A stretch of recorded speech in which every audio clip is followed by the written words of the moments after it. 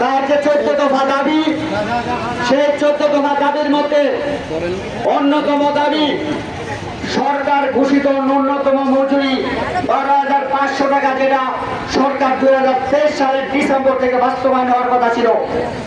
সেই মজুরি আজকে মালিক এই 3 বছরেও এই কারখানা থেকে বাস্তবায়ন করেনি। সংগ্রামী বন্ধুগণ, এই কারখানার মধ্যে শ্রমিকদের আইনগতভাবে সময় অনুযায়ী ছুটির টাকা দেওয়া হয় না। সেখানে যে সময়, ন্যূনতম সময়ের অধিকার এই কারখানায় কার্যকর নাই। এই ফ্রেশ এম্বারেসের শ্রমিকরা সেখানে দিন রাত পরিশ্রম করে এই ফ্রেশ এম্বারেসের গার্মেন্টস মাত্র 20টা 30টা মেশিন দিয়ে পুলিশ লাইনে সেখানে কারখানা শুরু করে। আজকে সে মালিক টাকার বারে বিশাল অট্টালিকা তৈরি করে সেখানে কারখানা পরিচালনা করছেন। গত 15 বছরে এই মালিকের জীবনযাপন উন্নত হয়েছে, শ্রমিকদের জীবনযাপন উন্নত হয়নি। যে শ্রমিকরা রাত দিন পরিশ্রম করে বাংলাদেশের চালিকা শক্তি চালিকাকে ঘুরে রাখছেন, বৈদেশিক মুদ্রা অর্জন করছেন, সেই শ্রমিকরা মানবতর জীবনযাপন করে। এই কারখানার মধ্যে ন্যূনতম গণতান্ত্রিক পরিবেশ নাই।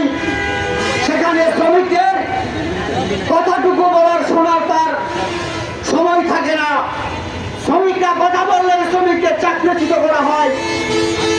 এই রোজার পরেও এই কারখানা থেকে শ্রমিকদের বের করে দেওয়া হয়েছে। কিছুদিন পর পর এই কারখানায় শ্রমিকদের জয়েন্ট ডেট চেঞ্জ করে দেওয়া হয়। সংগ্রামী বন্ধুগণ, আমরা প্রশাসনকে বলতে চাই, এই কলকারখানা যারা কোনো কারখানায় সময় আছে কিনা, মানছে কিনা, মজুরি বাস্তবায়ন হয়েছে কিনা, যাদের দেখার দায়িত্ব, তারা নাকে সরিষা তেল দিয়ে ঘুমায়। এই কলকারখানা অধিদপ্তর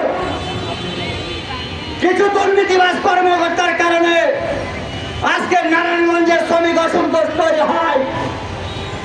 বিভিন্ন কারখানায় এরা তদন্তের নামে কারখানা গিয়ে চলে আসে, কিন্তু শ্রমিকদের অধিকার বাস্তবায়ন হয় না। আমরা বর্তমান সরকার 4 মাস মাত্র হয়েছে, আমরা এই সরকারকে বলতে চাই, যেসব কারখানায় বাংলাদেশের মালিকরা সরকারের আইন মানে না, সরকারের নিয়ম মানে না, সমাজকে বিদ্যাঙ্গুলি দেখায়, সেই মালিকদের বিরুদ্ধে ব্যবস্থা নিতে হবে। সংগ্রামী বন্ধুগণ, আমরা বিকেলের প্রেসিডেন্ট মাননীয় সভাপতি হাকিম সাহেব, আমরা দেখেছি অতীতে অনেক কারখানার সমস্যার সমাধান করেছে। আমরা বলতে চাই, আগামীকালকের মধ্যে বসে এই শ্রমিকদের 14 দফা দাবি, ন্যায়সঙ্গত দাবি মেনে নিতে হবে, সেই ব্যবস্থা আপনি করবেন। এবং সময় অনুযায়ী কোন মালিক এই কারখানার মজুরি গত 2.5 বছরে সে দেয় নাই, ন্যূনতম মজুরি শ্রমবিধি অনুযায়ী সেই মালিককে সেই মজুরি না দেওয়ার কারণে তার জরিমানা সহ সেই বকেয়া মজুরি শ্রমিকদের পরিশোধ করতে হবে। সংগ্রামী বন্ধুগণ, আমরা বলতে চাই, আজকে গার্মেন্টস শ্রমিক ফ্রন্ট শান্তিপূর্ণ আন্দোলন করছে। আমরা বাংলাদেশের আইন মেনে আন্দোলন পরিচালনা করি। আজকে যে মালিকদের উস্কানির কারণে বিভিন্ন সময় নারায়ণগঞ্জের অসন্তোষ দেখা যায়, আমরা গার্মেন্টস শ্রমিক ফ্রন্টের নেতৃত্বে বিভিন্ন সময় আন্দোলন করে শ্রমিকদের অধিকার আদায় হয়েছে। সংগ্রামী বন্ধুগণ, তাই আমরা বলতে চাই, আজকে এই কারখানার শ্রমিকরা শ্রমিকদের যে ন্যায়সঙ্গত অধিকার, সেই অধিকারটুকু যদি পায়, বাংলাদেশের আইন সময় যাতে এই কারখানা বাস্তবায়ন হয়, সেই দায়িত্ব আজকে সরকার এবং বিকেএমএকে নিতে হবে।